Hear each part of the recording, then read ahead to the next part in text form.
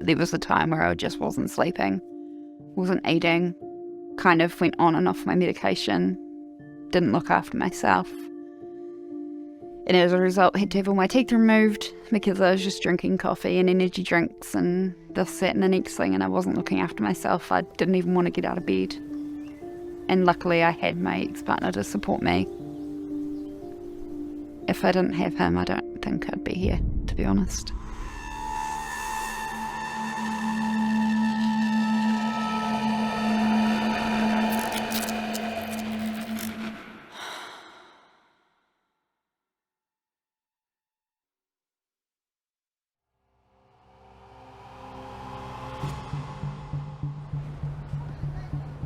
Life events can trigger anxiety, and we can't predict who's more at risk of that happening to.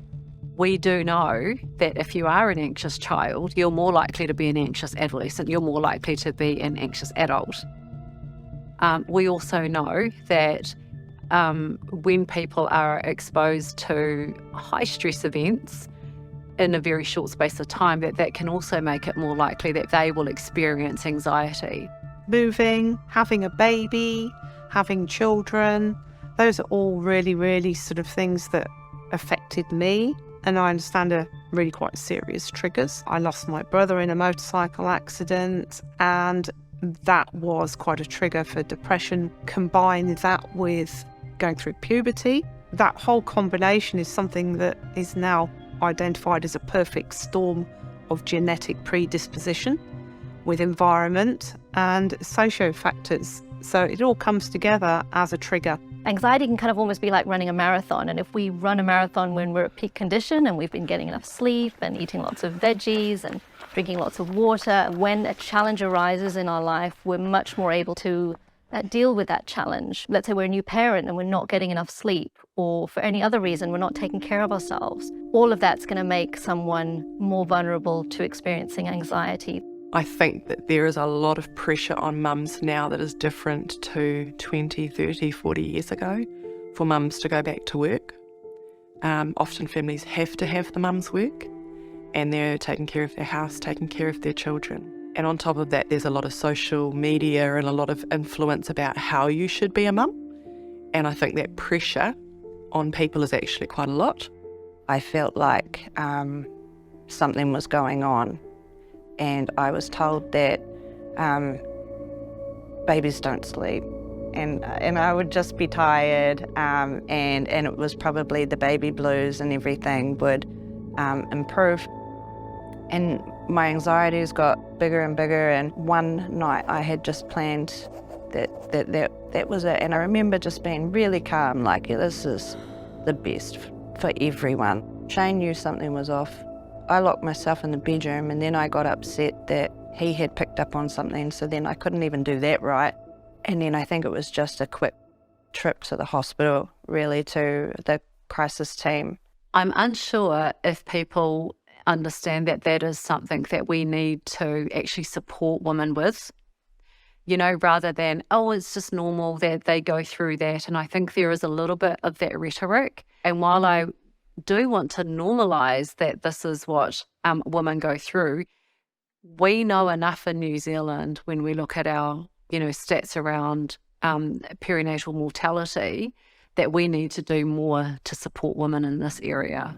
Really, anything that is a challenge in our life that we don't feel like we're really well prepared to handle is going to be causing anxiety. And it's really helpful for us to learn to help keep our anxiety at a manageable level. Some of the most useful strategies that we teach people, the skills and techniques, involve harnessing our physiology, harnessing our thoughts, and harnessing our behaviour. So in terms of our physiology, one of the foundational techniques we often teach people is diaphragmatic breathing. Why that's so effective is because they have an impact on what we call your ancient brain. And that's essentially a part of the brain which governs breathing and your heart rate, which often when people are anxious, particularly if people have panic attacks, that is the area that you want to engage with. So when we're struggling with anxiety, that reasoning part of the brain, the prefrontal cortex, it goes offline. Anxiety is really happening in our midbrain, which is the emotion processing centre. And so it's not possible for us to say, oh, actually, this is fine, I'm safe, it's okay, because we're really not thinking with that part of our brain. We really have to attend to just the basic core emotional side of things to begin with, regulating our breathing before we can even start to use that higher level cognitive thinking. So without good coping strategies, we're going to turn to bad coping strategies. One that's especially common is called avoidance. It's basically when we stop doing the things that make us feel anxious. And in the moment, that can feel like it makes a lot of sense. So if I'm anxious about something, if I decide, well, I'm just not going to do that thing, then the anxiety goes away. Problem is, in the long term, that's actually a very problematic coping strategy. You don't get the opportunity to learn how to cope, and at some point a challenge we can't avoid is going to arise. And if we haven't learnt good coping strategies when we have the option of backing out, then when we don't have the option of backing out, we may turn to even worse coping strategies. Drugs and alcohol, they are by far one of the biggest coping mechanisms that we see, that I see. And I understand why. I really understand why. When it's hard to access service, when you just want it to stop, and you find something that takes it away for a while. But it makes it a lot harder in the long run.